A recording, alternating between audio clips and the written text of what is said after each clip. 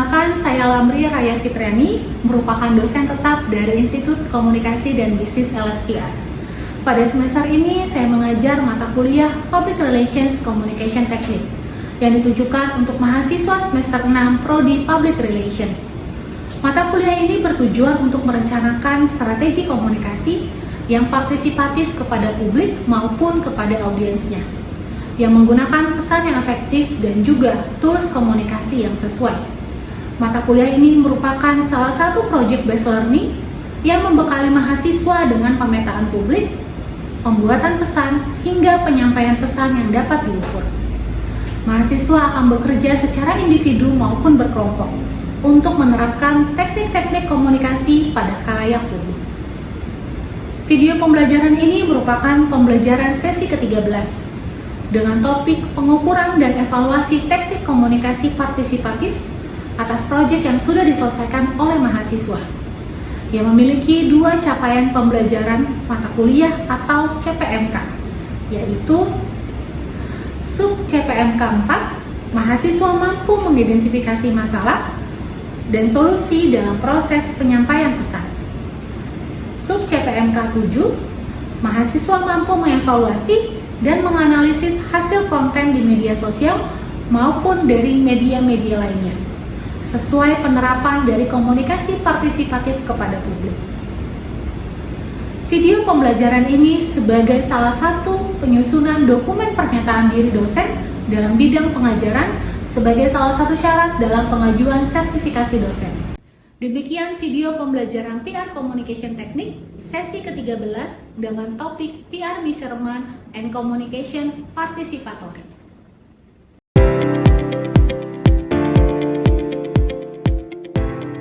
Selamat pagi semuanya teman-teman. Hari ini kita sudah masuk ke dalam sesi ke-13, yaitu membahas mengenai pengukuran dari teknik komunikasi yang sudah kita jalankan di dalam proyek teman-teman.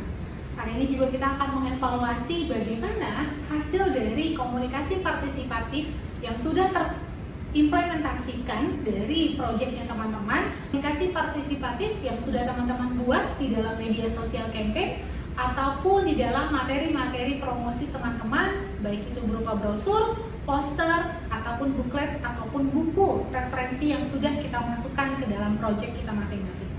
Baik teman-teman, untuk capaian pembelajaran mata kuliah kita di sesi ke-13, kita memiliki 2 sub CPMK, yaitu yang pertama adalah sub CPMK 4, di mana teman-teman mampu mengidentifikasi masalah dan juga solusi dalam proses penyampaian pesan. Kemudian untuk sub CPMK yang kedua, yaitu sub CPMK 7. Teman-teman mampu mengevaluasi dan menganalisis hasil konten di media sosial sesuai dengan penerapan dari komunikasi partisipatif dengan publik. Teman-teman sudah berhasil membuat media sosial campaign dengan sangat baik, baik itu dari visualnya, pemilihan desain, warna, caption, dan sebagainya. Saat ini dari hasil proyek yang sudah kita jalankan, kita akan mengevaluasi dan capaian pembelajaran kita bisa menyasar kepada teman-teman mampu dalam mengidentifikasi masalah dan solusi dalam penyampaian pesan yang sudah teman-teman lakukan, dan juga kita akan mengevaluasi berdasarkan dari konten yang sudah teman-teman buat, baik itu di media sosial ataupun dari broadcast message yang sudah teman-teman jalankan. Kemudian ini adalah 3 event yang sudah kita jalankan, pre-event yang sudah kita lakukan di bulan lalu, kemudian main event yang sudah juga dijalankan di bulan ini, dan juga post event, itu akan kita jalankan di minggu depan.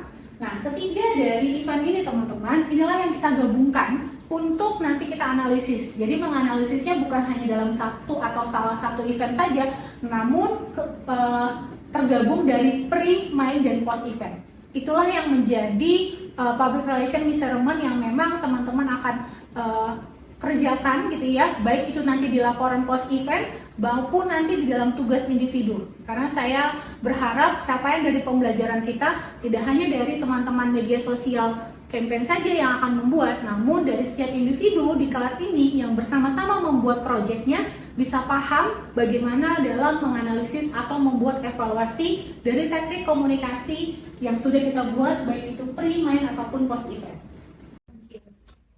Nah, ini yang akan jadi luaran kita, teman-teman. Jadi kita harus paham smart objektifnya increase berapa persen?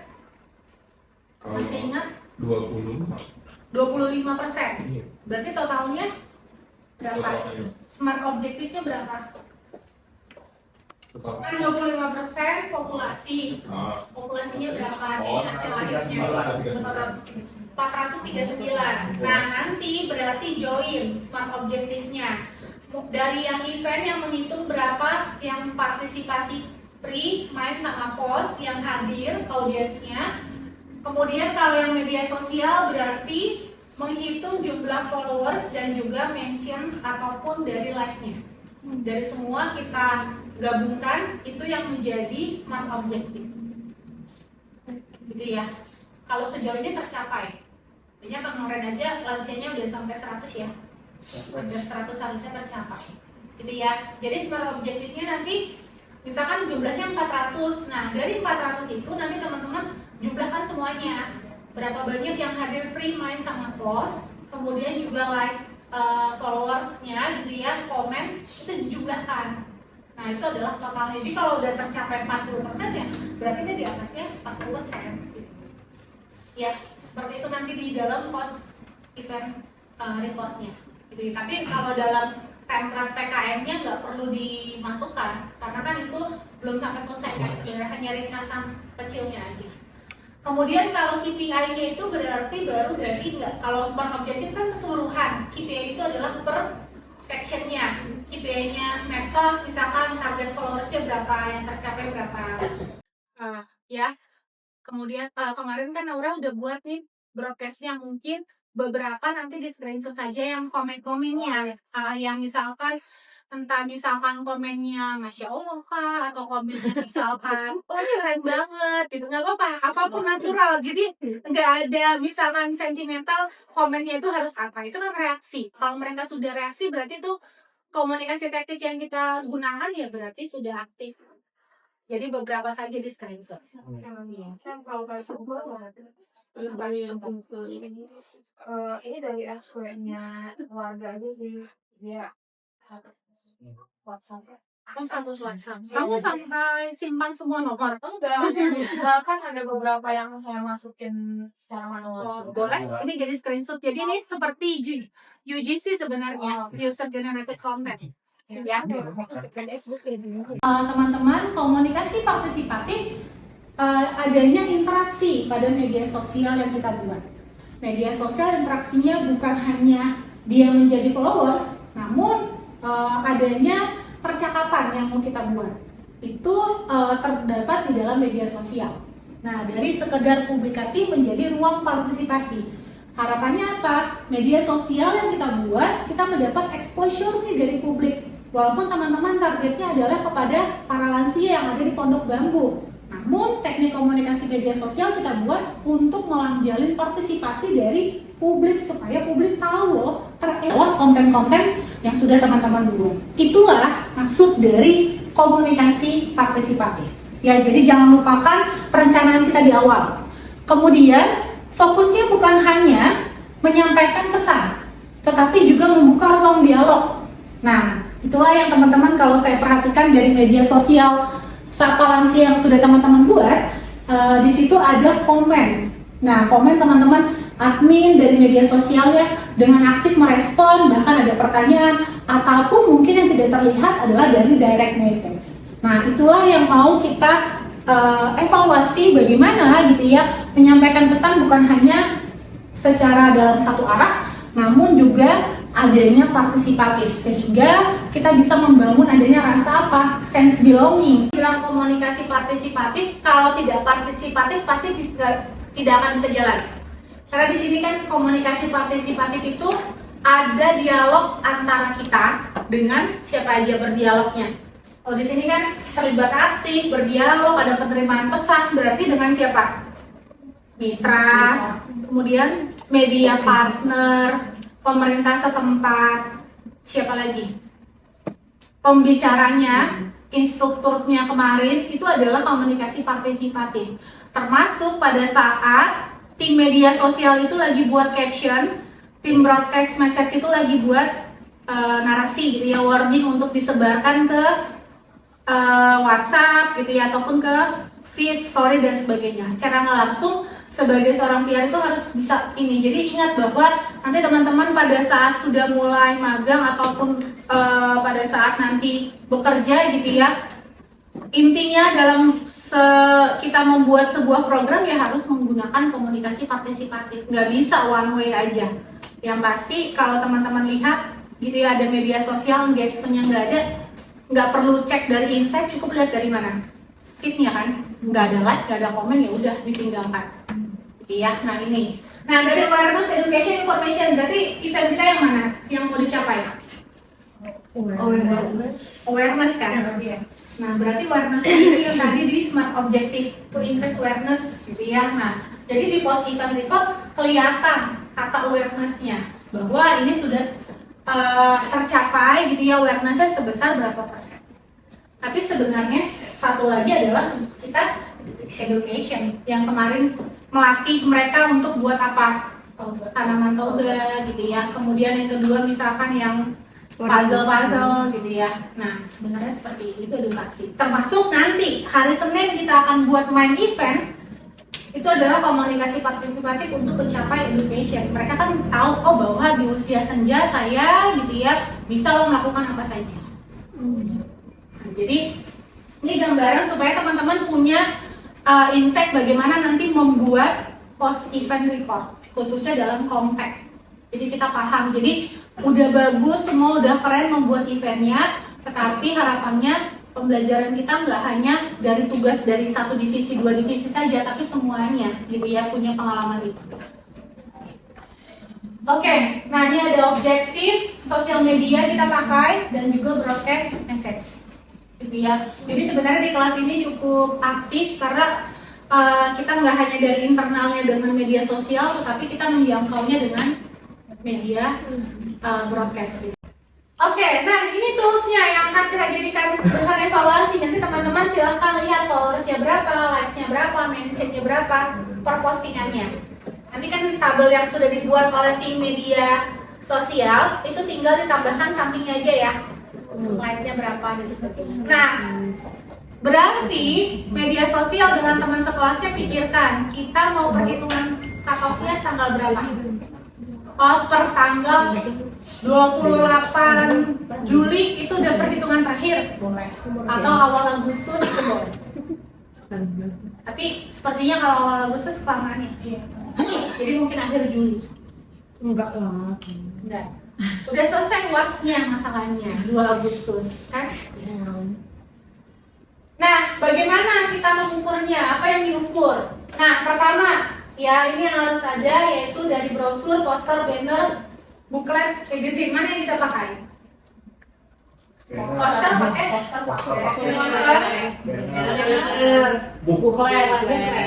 Buklet atau buksit namanya itu? Pocket. Nah, boleh itu dimasukkan bahwa yang sudah berarti pocket booknya udah didistribusikan berapa banyak? Posternya sudah tertempel berapa banyak misalkan? Oh, bentuknya ada berapa? Yang kedua, baru media sosial evaluation.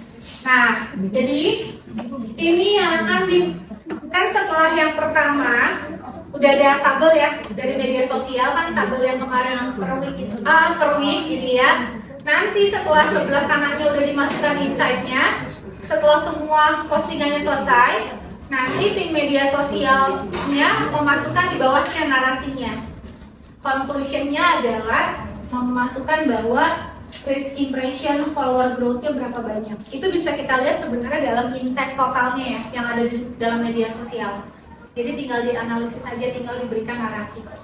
Berarti dari tabel yang ada kayak followersnya berapa, terus ada ininya summary-nya di mana? Iya, ada summary post gitu. Iya. Semua totalnya sebenarnya kan itu kalau summary-nya kita lihat dari insight total yang ada di media sosial kita aja. Jadi nggak perlu dihitung satu-satu. Kan seperti pertama ada impression itu pasti ada ya di dalam insight. Berapa persen itu impressionnya, kemudian kita narasikan. Kemudian komennya seperti apa? Ya, walaupun misalkan komennya sesuai dengan temanya enggak, atau ada diskusi enggak, Itu ya, sampaikan aja bahwa setiap postingan hampir memasukkan terdapat komen seperti itu, Bu. Iya. Nah, kemudian sentimennya, komennya positif, negatif, netral. Kalau misalkan komennya love, wah keren banget, itu masuknya kemana? Positif, netral, atau negatif? Positif. Positif gitu ya. Bisa juga dengan netral kalau cuma ada emoticon itu hanya netral misalkan. Nah, jadi kalau negatif bisa aja mengatakan wah tempatnya jauh, nah itu baru negatif. Ya jadi PR itu teman-teman lini pekerjaannya tuh banyak, nggak hanya CSR, nggak hanya media relation, ada namanya analisis data yang teman-teman kita baru kerjakan sekarang ya awalnya. Jadi kita ada yang memang fokus gitu ya, seorang PR menganalisis data conversation di media sosial. Memang ada tim AI gitu ataupun big data, tapi yang menarasikan itu tetap PR. Nah, salah satunya memang kita paham sentimennya positif, negatif, atau netral. Gitu ya. Nah, berarti untuk summary itu untuk Keseluruhan. ya, nggak per post ya? Enggak Berarti per yang post. per post itu tadi yang kayak Jumlah like-nya aja, berapa jumlah. banyak gitu ya. Baru karena kalau misalkan kita satu persatu semuanya itu terlalu banyak, jadi jumlahnya aja. Kan tinggal ditambahkan scroll ke bawah, terus di tabel sebelah kanannya tinggal ditambah. Baru summary lo dari komen, relevan nggak dengan temanya? Diskusinya ada nggak gitu ya? Misalkan oh ini relevan, mereka antusias dan sebagainya, itu dinarasikan. Oke. Pernah dengar user generated content? Konten dari followers, UGC? Pernah ya? User generated content. Jadi konten yang dibuat oleh followers kita yang mention atau tag kita di media sosial. Gitu. Itu adalah UGC namanya. Nah, bisa media sosial Sapalansi ada? Yang mudah mention. Mention, kemudian post tag di media sosial di feed kita. Coba nanti dicek, itu tinggal disampaikan aja totalnya ada berapa UGC-nya. itu nge-repost konten kita atau gimana? Boleh nge-repost atau buat konten baru. Kayak kemarin media LSPR News kayaknya kalau nggak salah tuh tag Sapalansi ya. Sama misalkan pengunjung audiens kita. Kemudian foto di tempat, kemudian mention, masukkan story-nya atau masukin ke feed-nya mereka, tag kita. Itu adalah UGC, User Generated Content. Itu adalah seperti news value-nya PR, karena mereka dengan rela hati mau mention kita. Walaupun terkadang kalau di event itu gimmick ya. Silahkan nanti post yang menarik akan dapat hadiah gitu ya. Nah, walaupun itu gimmick tapi tetap loh itu adalah UGC. Karena kan mereka juga bisa punya pilihan kalau mau dapat hadiah. Udah ngapain saya terlalu keren untuk posting foto gitu ya. Nah, jadi UGC itu adalah secara tidak langsung news value-nya kita. Ya. Jadi nanti ditotalkan berapa banyak UGC yang kita dapatkan. Nah, sama makanya yang tadi ditunjukkan sama kamu kan tadi ada yang posting nih di status WhatsApp, itu UGC juga sebenarnya. Itu nggak apa? Nggak apa-apa, Berarti nggak harus Instagram. nggak harus Instagram, UGC itu bisa. Oke. Bahkan ada yang liput kita di YouTube itu UGC juga. Begitu. Ya, jadi mereka dengan kerelaan hati mau memposting acara kita dan mau mention kita. Oke, ini adalah evaluation content, gitu ya. Tipe kontennya apa aja nanti silahkan dijelaskan di dalam narasi.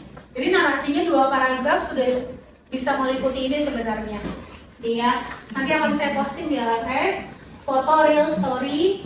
Nah, kemudian sampaikan kontennya itu call to action atau tidak. Ya. Kemudian, nah sebenarnya harusnya kita itu followersnya ada peningkatan kan ya. Mulai dari pre-event, baru ada awareness baseline. Baru mau melakukan komunikasi partisipatif nih gitu ya. Baru main eventnya apa? Ada engagement, meningkat. Ya, targetnya berapa followersnya? 250. 250. Itu hari ini. Yang pas spray. Pas pre. Berarti nanti pre-nya memasukkannya 250, kemudian post eventnya berapa? Ya, setelah post event setidaknya setelah main event harusnya meningkat ya. Ya. Mau nanya buat yang tadi UGC itu Hah? kan itu kayak yang mention kita gitu-gitu. Nah itu disortnya gimana per post gitu atau gimana?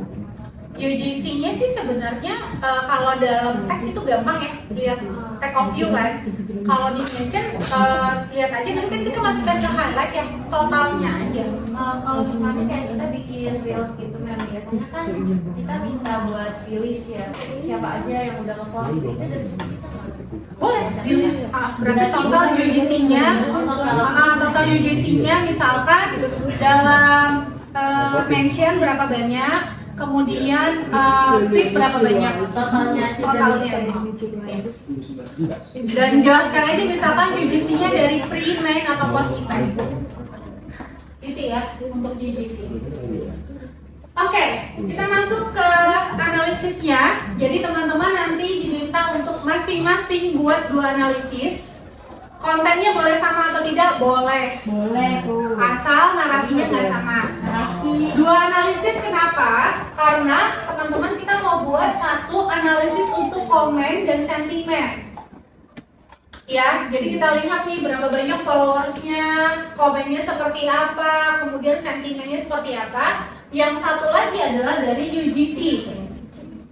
Jadi sampaikan saja bahwa ini adalah UGC dari Valencia seperti ini.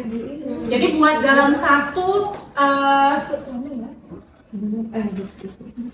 halaman gitu ya, nanti screenshot saja 2 postingan, cukup dengan dimension saja.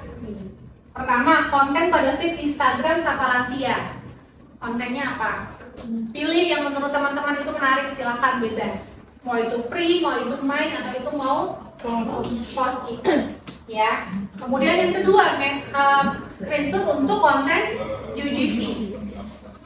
Tentu kalau yang mention itu hanya 24 jam kan ya. Kecuali teman-teman medsos bisa melihat karena sebagai PIC untuk megang akunnya. Namun bebas, teman-teman misalkan mau, tapi kan bisa dilihat di highlight. Highlightnya misalkan kita mau screenshot itu boleh dimasukkan ke dalam UGC. Gitu teman-teman. Jadi yang dimasukkan apa? Hanya menganalisis komennya relevan tidak dengan tema. Tapi kalau mention story nggak bisa ngomongin komen kan. Kemudian sentimennya seperti apa? Positif, netral atau negatif? Kemudian kontennya call to action atau tidak? Udah itu aja 2 kalimat. Boleh di doc 1 halaman maksimal kok. Itu cuma 2 screenshot kan. Jadi nggak usah panjang-panjang. 2 kalimat selesai. Kan hanya memasukkan ini. Udah kan? Nanti submitnya di Dari awal saja. Ada pertanyaan untuk tugas? Aman? Enggak, maksudnya enggak ada di sini. Kamu bisa lihat? Saya Kan bukan itu. Ya.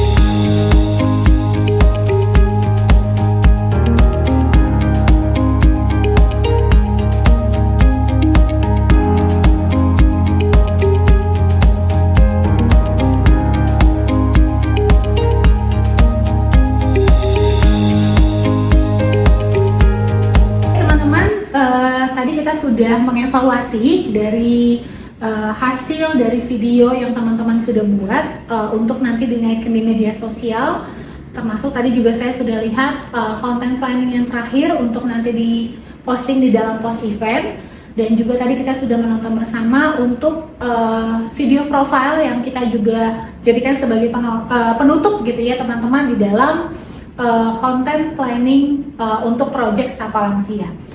Baik, jangan lupa tugasnya teman-teman secara individu, karena tujuannya kita bisa mencapai semua individu di kelas ini, semua siswa bisa mencapai capaian pembelajaran dari mata kuliah ini, khususnya untuk mengevaluasi dari konten-konten yang sudah teman-teman buat.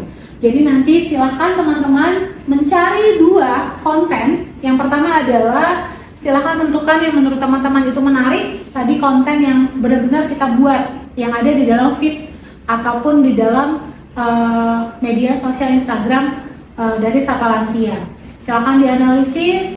Dan yang terakhir, karena ini menjadi nilai coursework dari teman-teman, jadi coursework kita sudah full, sudah ini yang keempat, di mana 1 dan 2 adalah sebelum dari ujian tengah semester, dan yang 2 terakhir adalah sebelum dari ujian akhir semester. Jadi saya reminder lagi untuk komponen nilainya dari semester ini teman-teman, final exam-nya nanti adalah sebesar 35%, midterm-nya adalah sebesar 25%, coursework-nya adalah sebesar 30%. Jadi keempat coursework teman-teman 1 sampai 4 nanti akan berbobot 30%, dan attendance teman-teman 10%, yang dimana ditotalkan sebanyak 100%. Ya, itu saja untuk tugasnya, dan rasanya materi kita sudah selesai sampai hari ini. Silakan teman-teman lanjutkan dari tugasnya masing-masing dan analisis sesuai dengan konten yang teman-teman pilih, dan selamat melanjutkan untuk persiapan dari post event project kita. Terakhir, ini adalah sebuah quote yang memang menjadi realisasi kita di dalam membuat project, di mana there is no communication without participation and no participation without communication. Jadi sebagai seorang public relations, tentu teman-teman kita mampu untuk terus berpartisipasi mencapai adanya mutual understanding antara kita sebagai seorang PR dan pembuat projectnya, ataupun kepada audiens atau publik kita. Demikian teman-teman, kita akan berjumpa di minggu depan. Terima kasih semuanya, selamat siang.